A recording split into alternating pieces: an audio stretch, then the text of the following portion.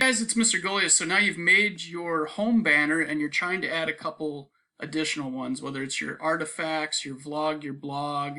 Depending on your teacher, you may be making additional ones as well.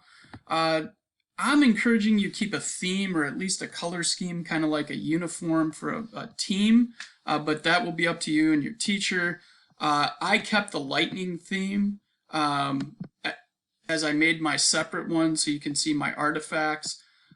So what I was able to do I went and did find a new lightning picture that I'm going to use for all my sub pages that looked a little bit like this. So I found a new lightning, and then for one of my pictures, I went, there's that.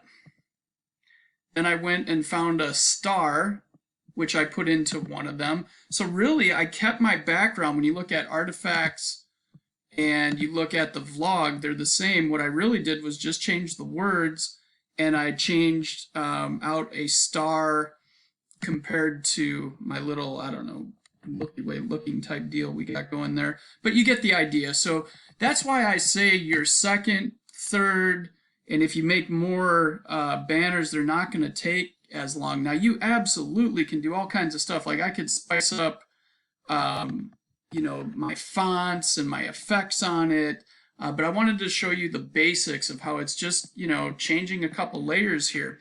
And a quick way to duplicate, just so you know, is I can come in and click the three dots and just click duplicate, and it will make a brand new one for me to work on. It usually shows up below your saved projects, and see how it says just now? I can open this up, and now I can go in, turn on like the text editor, double click, and now I'm ready to start editing, and maybe I'm going to make some changes for a fourth header. So that's how you do varying the headers, but it's up to you. You be as creative as you want. You make your own themes, you make it yours, but this is not designed to be a project where it's supposed to take you hours. If that's going on, we're doing something wrong here. So those are some shortcuts.